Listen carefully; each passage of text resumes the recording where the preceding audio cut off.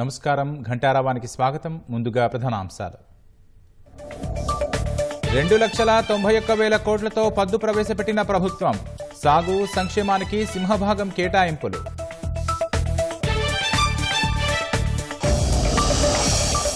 ఆరు గ్యారంటీలకు ప్రత్యేకంగా నిధులు. తుది దశలో ఉన్న ప్రాజెక్టుల పూర్తికి ప్రాధాన్యం.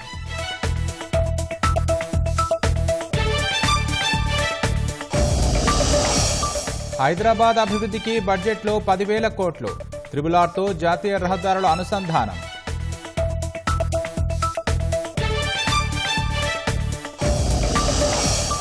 రైతుల్ని పొగిడినట్లే పొగిడి నిండా ముంచారు.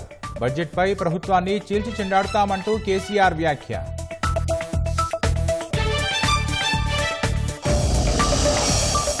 అప్పులతో మరింత దివాళా తీయాలనుకుంటున్నారా? హామీలకు అనుగుణంగా కేటాయింపులు లేవని బీజేపీ విమర్శ.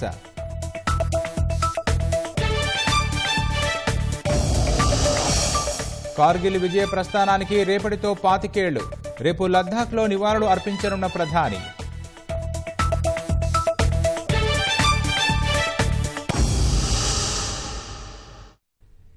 అన్నదాత అభ్యున్నతి సహా 6 గ్యారంటీల అమలే లక్ష్యంగా తెలంగాణలో కాంగ్రెస్ ప్రభుత్వం తన తొలి బడ్జెట్ను తీసుకొచ్చింది. మొత్తం 2,91,059 కోట్ల రూపాయల అంచనాలతో పద్దును ప్రవేశపెట్టిన ప్రభుత్వం ఒక్క వ్యవసాయ రంగానికే సుమారు 25% నిధులు కేటాయించింది. తెలంగాణ ప్రజల ఆకాంక్షలు ప్రజాపాలనే లక్ష్యమంటూ ఎన్నికల హామీలైన 6 గ్యారంటీల అమలుకు నిధులు కేటాయించింది. పంచాయతీరాజ్, గ్రామీణాభివృద్ధి, సాగునీటి రంగాలకు సైతం దండిగానే నిధులు ప్రతిపాదించింది.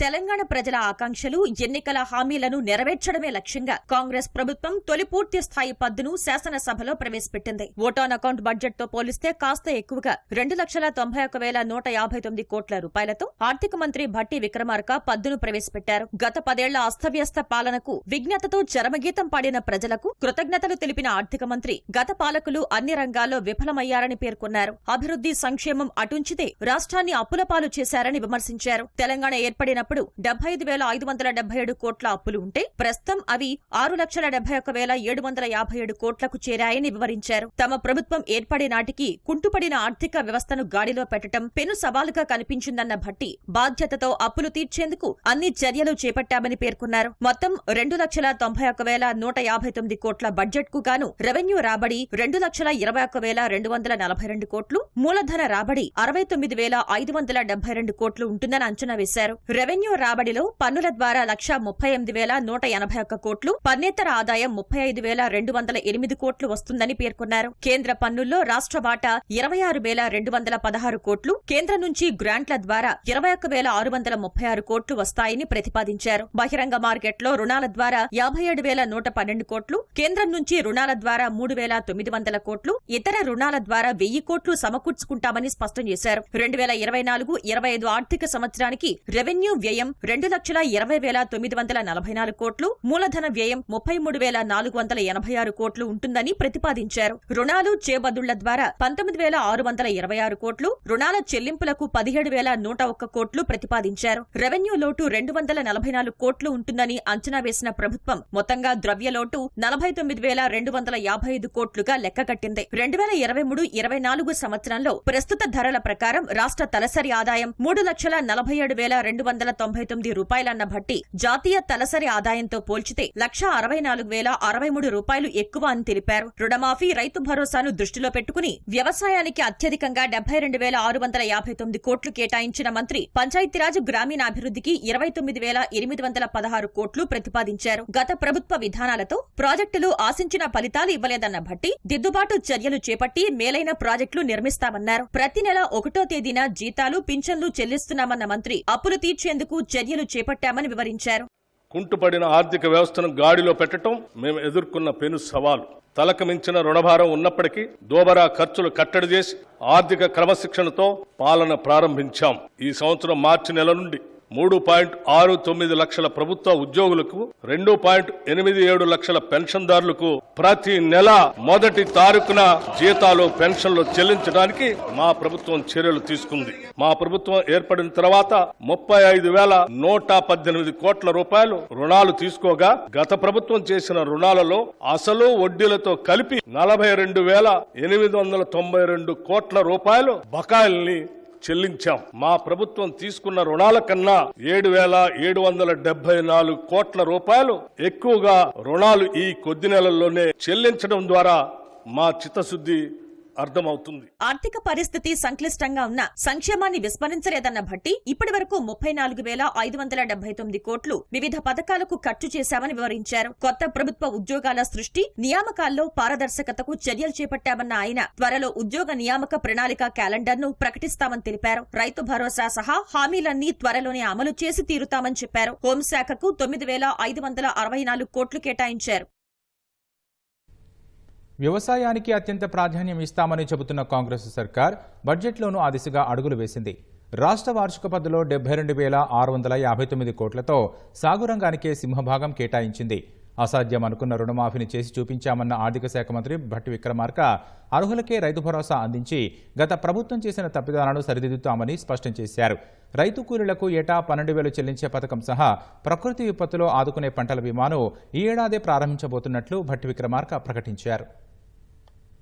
ఎండకు ఎండుతూ వానకు తడుస్తూ ఆరుగాలం శ్రమించి దేశ ఆర్థికాభివృద్ధికి దోహదపడుతున్న రైతులకు తమ ప్రభుత్వం అండగా ఉంటుందని ఉప ముఖ్యమంత్రి ఆర్థిక శాఖ మంత్రి భట్టి విక్రమార్క తెలిపారు. అప్పులు చేసైనా ఆహారం అందించాలనే తపో దీక్షతో పనిచేస్తున్న కర్షకులను రుణ విముక్తి చేసే సాహసోపేతమైన ప్రక్రియ ప్రారంభించామన్నారు. ఏకకాలంలో 31,000 కోట్ల రుణమాఫీకి నాంది పలికి దేశానికి ఆదర్శంగా నిలిచామని భట్టి విక్రమార్క అన్నారు. ఏదైనా పని జరిగే వరకు అది అసాధ్యంగా గోచరిస్తుందని నెల్సన్ మండేలా గారు చెప్పిన ఈ మాటలు కాంగ్రెస్ ప్రభుత్వ రుణమాఫీ హామీకి అక్షరాల వర్తిస్తాయి. మా ప్రభుత్వం ఒకేసారిగా 31,000 కోట్ల రుణమాఫీ చేయాలని సంకల్పించింది. తీవ్ర ఆర్థిక సంక్షోభంలో అధికారం అందుకున్న మేము తగిన ప్రణాళికతో పొదుపుతో ఇచ్చిన మాట ప్రకారం 2 లక్షల రుణమాఫీకి అవసరమైన 31,000 కోట్ల రూపాయలను సమీకరించుకుంటున్నాం. జూలై 18న 1,00,000 రూపాయల వరకు ఒకటేసారి రుణం ఉన్న 11,34,000 రైతన్నలకు 6,035 కోట్ల రూపాయలు రుణమాఫీ మొత్తాన్ని వారి ఖాతాల్లో ఒకేసారి జమ చేశాం. కాంగ్రెస్ మాట ఇస్తే శిలాశాసనమని రుణమాఫీ అమలుతో మరొక్కసారి రుజువైంది. గత ప్రభుత్వం రైతు బంధు పథకం కింద 80,440 కోట్ల రూపాయలు చేసినా అధిక శాతం అనర్హులకే లబ్ధి జరిగిందని భట్టి విక్రమార్క విమర్శించారు. సాగులో లేని భూ యజమానులకు, స్థిరాస్తి వ్యాపారులకు భారీగా నిధులు చేరాయన్నారు. భారత సర్కారు చేసిన నిర్వాకాన్ని సరిదిద్దుతున్నామని, అర్హులకు రైతు భరోసా అందిస్తామన్నారు. రైతు కూలీలను ఈ ఏడాది నుంచే ఆదుకుంటామని స్పష్టం చేశారు. అర్హులైన రైతులకు మాత్రమే లబ్ధి చేకూరేలాగా రైతు బంధు పథకం స్థానే రైతు భరోసాను తీసుకొచ్చింది. ప్రభుత్వ విధానాలు పారదర్శకంగా ప్రజల భాగస్వామ్యంతో ఖరారు చేయాలి. అంతేకాని 4 గోడల గడిల మధ్యన కాదు అని మా పనితీరుకు రైతు భరోసా విధానం ఒక ఉదాహరణ. భూమి లేని గ్రామీణ ప్రజానికం ఎక్కువగా రైతు కూలీలుగా పనిచేస్తూ దుర్భర జీవితాన్ని గడుపుతున్నారు. రైతు కూలీలకు సంవత్సరానికి 12,000 రూపాయలు అందించే బరోత్తర కార్యక్రమాన్ని ఈ సంవత్సరంలోనే ప్రారంభించబోతున్నాం. ప్రకృతి విపత్తుల్లో రైతుకు ఆర్థిక భద్రత కలిగించేందుకు పంట బీమా పథకాన్ని అమలు చేస్తామని భట్టి విక్రమార్క ప్రకటించారు. ప్రధానమంత్రి ఫసల్ బీమా యోజన PMFBIలో ఈ ఏడాది చేరుతున్నామని, బీమా ప్రీమియం కూడా ప్రభుత్వమే చెల్లిస్తుందన్నారు. రైతులకి పైసా ఖర్చు లేకుండా వారి పంటలకు పూర్తి భద్రత కల్పిస్తామన్నారు. 33 రకాల సన్న వరి ధాన్యాలను గుర్తించామని, వాటికి క్వింటాకు 500 పంట బోనస్ కూడా చెల్లిస్తామని భట్టి విక్రమార్క తెలిపారు. రైతుకు ఆర్థిక భద్రత కలిగించేందుకు పంటల బీమా పథకాన్ని అమలు చేయడానికి ఈ సంవత్సరం నుండి ప్రధానమంత్రి ఫసల్ బీమా యోజన పథకంలో చేరాలని నిర్ణయించాం. ఈ పథకం కింద రైతులు చెల్లించాల్సిన బీమా ప్రీమియం కూడా రాష్ట్ర ప్రభుత్వమే చెల్లిస్తుంది. రాష్ట్రంలో సన్న రకం వరి ధాన్యాల సాగును ప్రోత్సహించడానికి ప్రభుత్వం 33 రకాల వరి ధాన్యాలను గుర్తించి వాటిని పండించిన రైతుకు క్వింటాలకు 500 రూపాయల బోనస్ చెల్లించాలని నిర్ణయించాం. రాష్ట్రంలో ఆయిల్ పామ్ సాగును పెద్ద ఎత్తున ప్రోత్సహిస్తున్నామన్నారు. ఉద్యాన రంగానికి బడ్జెట్లో 737 కోట్లు, పశుసంవర్ధకానికి 1980 కోట్ల రూపాయలు ప్రతిపాదించినట్లు వెల్లడించారు. రాష్ట్ర జనాభాలో 47.3% ప్రజలు వ్యవసాయంపై ఆధారపడి జీవనోపాధి పొందుతున్నారని, కానీ ఆర్థిక రంగంలో వాటా మాత్రం 15.8%గానే ఉందని భట్టి విక్రమార్క అన్నారు. వ్యవసాయ రంగం బాగుపడితేనే రైతులు, రాష్ట్రం అభివృద్ధి చెందుతుందన్నారు. అందుకే బడ్జెట్లో సింహభాగం కేటాయింపులు వ్యవసాయ రంగానికి చేసినట్లు భట్టి విక్రమార్క ప్రకటించారు. రైతుకు అవసరమైన అన్ని విధాల చేయూత అందిస్తుంది.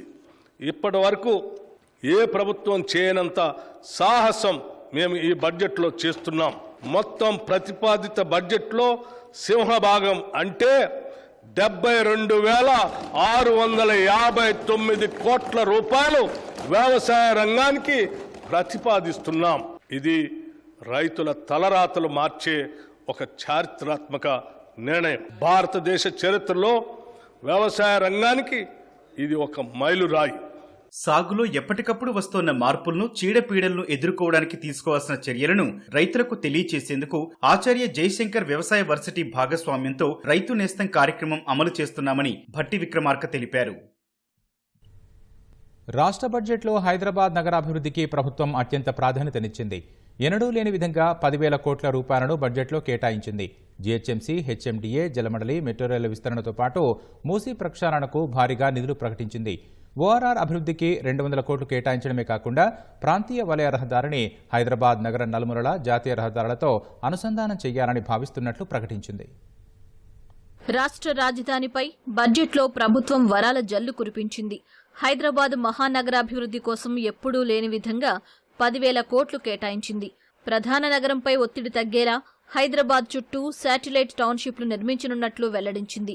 జీహెచ్ఎంసీ పరిధిలో మౌలిక వసతుల కల్పనకు 3,065 కోట్లు, హెచ్ఎండిఏకు 500 కోట్లు, తాగునీరు, మురుగునీటి వ్యవస్థను మెరుగుపరిచేందుకు జలమండలికి 3,385 కోట్లను ఈ బడ్జెట్లో ప్రతిపాదించింది. ఇటీవల ప్రభుత్వ ఆస్తులు, భూముల పరిరక్షణతో పాటు విపత్తుల నిర్వహణ కోసం ఏర్పాటు చేసిన హైడ్రాకు ప్రత్యేకంగా 200 కోట్లు కేటాయించింది. ఎయిర్పోర్ట్ వరకు మెట్రో విస్తరణకు 100 కోట్లు, పాత బస్తీ మెట్రోకు 500 కోట్లు, హైదరాబాద్ మెట్రో రైలు ప్రాజెక్టుకు 500 కోట్ల నిధులు ప్రకటించింది. మల్టీ మోడల్ సబర్బన్ రైలు ట్రాన్స్పోర్ట్ సిస్టమ్ కోసం 50 కోట్లతో పాటు ఓఆర్ఆర్ అభివృద్ధి కోసం 200 కోట్ల రూపాయల నిధులు కేటాయించింది. ఇంతటి ఘన చరిత్ర కలిగిన నగరం యొక్క పారిశుద్ధ్య, మురుగునీటి, తాగునీటి వ్యవస్థలో గత 10 ఏళ్లుగా అత్యంత నిర్లక్ష్యానికి గురయ్యాయి. మితిమీరిన కాలుష్యంతో మూసి హుస్సేన్ సాగర్లు విషతుల్యం అయ్యాయి. మురికి నీటి కాలువల నిర్వహణ లోపంతో, ఆక్రమణలతో చినుకు పడితే నగరం జలమయమై ప్రజా జీవనం అస్తవ్యస్తమయ్యే పరిస్థితి దాపురించింది. కేవలం కొన్ని ఫ్లైఓవర్లు నిర్మించి దానినే అభివృద్ధిగా భ్రమింప చేశారు. హైదరాబాద్లో భూములు వేలం ద్వారా 1,000 కోట్లు సమకూరినా వాటి వినియోగం మాత్రం నగరాభివృద్ధి కొరకు జరగలేదు. మూసీ నది ప్రక్షాళనను ప్రతిష్టాత్మకంగా తీసుకున్న సర్కార్ మూసీ రివర్ ఫ్రంట్ అభివృద్ధి ప్రాజెక్టుకు 1,500 కోట్ల రూపాయలు కేటాయించింది. ఆ నిధులతో మూసీ తీర ప్రాంత పర్యావరణ వ్యవస్థను పునరుద్ధరిస్తామని వెల్లడించింది. ఈ ప్రాజెక్టుతో సుమారు 110 చదరపు కిలోమీటర్ల పట్టణ ప్రాంతం పునరుజ్జీవం అవడంతో పాటు నదీ తీర ప్రాంతంలో కొత్త వాణిజ్య నివాస కేంద్రాలు వెలుస్తాయని తెలిపింది.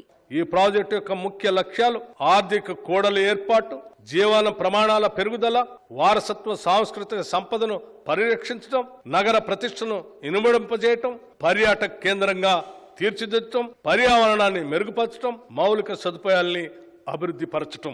ఈ లక్ష్యాలను సాధించే దిశగా ఇప్పటికే సామాజిక ఆర్థిక అనుభవ సర్వే, సోషియో ఎకనామిక్ ఎంజాయ్మెంట్ సర్వేను చేపట్టడానికి రెవెన్యూ శాఖలో 33 బృందాలను ఏర్పాటు చేశాం.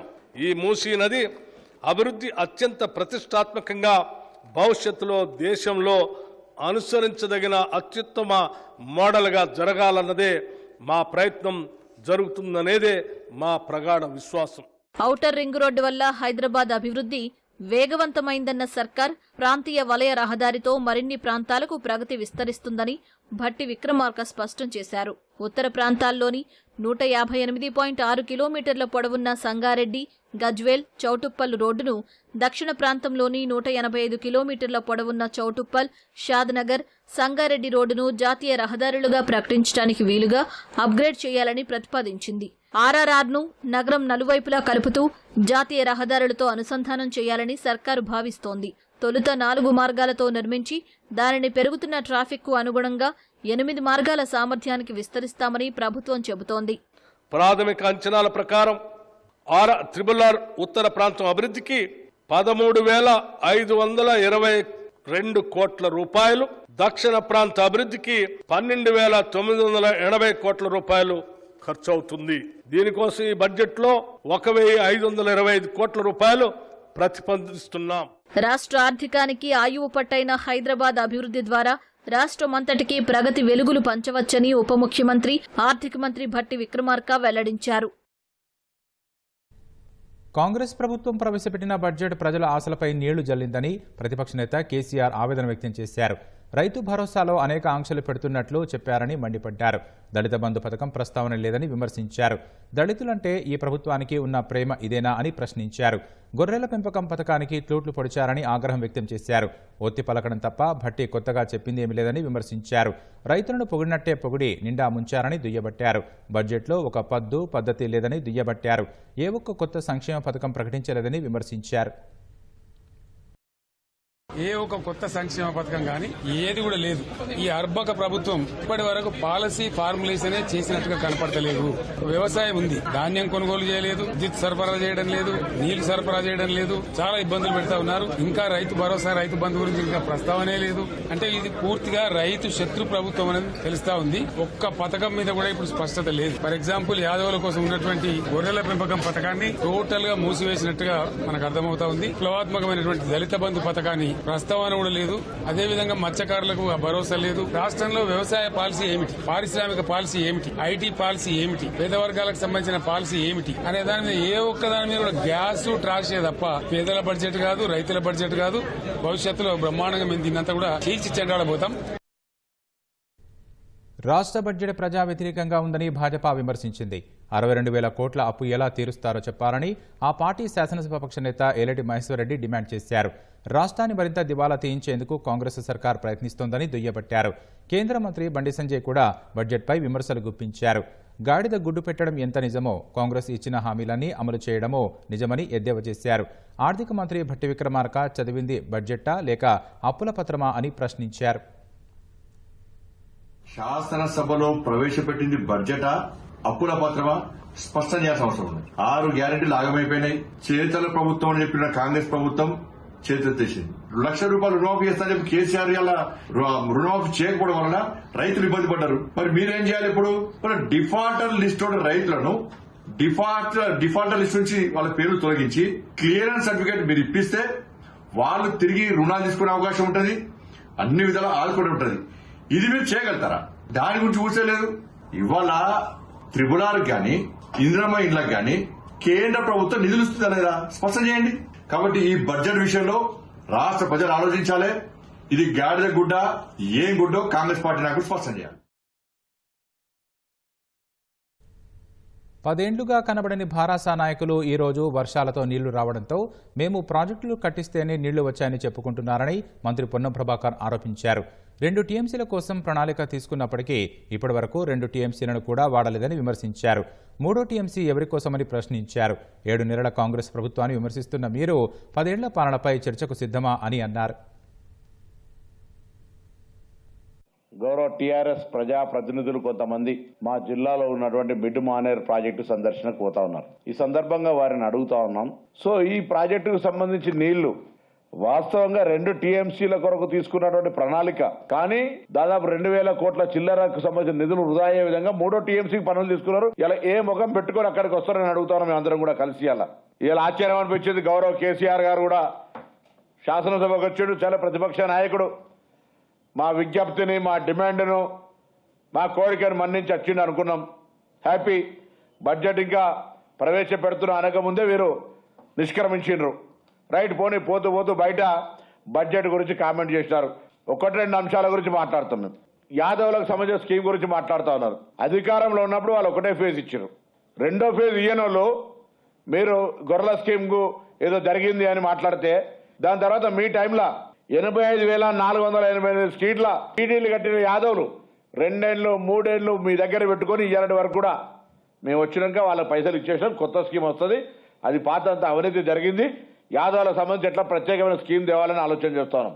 బలైన వర్గాలకు సంబంధించి మేము అందరం కూడా ఎస్సీ ఎస్టీ బీసీలకు సంబంధించిన వర్గాల వల్ల తప్పకుండా మా ప్రభుత్వం రాహుల్ గాంధీ గారు కూడా స్వయం చెప్తా ఉన్నారు, సంక్షేమానికి సంబంధించి ప్రాధాన్యత ఇస్తాం. ఇవాళ నిన్న బడ్జెట్లో కేంద్రం అన్యాయం చేస్తే మాట్లాడని కేసీఆర్ గారు ఇవాళ రాష్ట్ర బడ్జెట్ మీద నాకు ఆశ్చర్యం ఇస్తా ఉంది. అంటే ఒకవైపు బీజేపీని మౌనం, ఇద్దరు మీకు అక్కడ ఉండేటటువంటి ఒక స్నేహపూర్వకం ఢిల్లీలో చూస్తే గల్లీలో కూస్తూ ఇటువంటి పరిస్థితులలో కేసీఆర్ గారు మీరు సభకు రావడం, ప్రభుత్వానికి ఏదైనా అనుభవం ఉన్నటువంటి ముఖ్యమంత్రిగా సలహాలు ఇస్తే తెలంగాణ ప్రయోజనాల కోసం అందరం కలిసి ముందుకు పోయేటువంటి అవకాశం ఉంటుంది. 25వ కార్గిల్ విజయ్ దివస్ ను పురస్కరించుకుని ప్రధానమంత్రి నరేంద్ర మోదీ రేపు లద్దాఖ్లోని ద్రాస్ను సందర్శించనున్నారు. అక్కడ కార్గిల్ యుద్ధ స్మారకాన్ని దర్శించి అమరులకు నివాళులు అర్పించనున్నారు. తర్వాత యుద్ధ వితంతులతో మోదీ మాట్లాడనున్నారు. ఈ క్రమంలో షహీద్ మార్గ్ వీరభూమిని సందర్శించనున్న ప్రధాని షింకులా టన్నెల్ను ప్రారంభిస్తారు. కార్గిల్ యుద్ధ కళాఖండాల మ్యూజియాన్ని పరిశీలించిన అనంతరం సైనికులతో గ్రూప్ ఫోటో తీసుకుంటారు. ఈ మేరకు స్పెషల్ ప్రొటెక్షన్ గ్రూప్ ఎస్పీజీ ఇప్పటికే అన్ని ఏర్పాట్లు పూర్తి చేసింది. ప్రధాని భద్రతా ఏర్పాట్లను జమ్మూ కాశ్మీర్ లెఫ్టినెంట్ గవర్నర్ బీడీ మిశ్రా సమీక్షించారు. కార్గిల్ విజయానికి గుర్తుగా జూలై 24 నుంచే ద్రాస్లో వేడుకలను నిర్వహిస్తున్నారు. ఇవాళ జరిగిన వేడుకల్లో chief army staff general Upendra Dwivedi పాల్గొన్నారు. అక్కడ ఏర్పాటు చేసిన వివిధ సాంస్కృతిక కార్యక్రమాలను తిలకించారు. సైనికులు ప్రదర్శించిన ఆత్మరక్షణ కళ ఆకట్టుకుంది.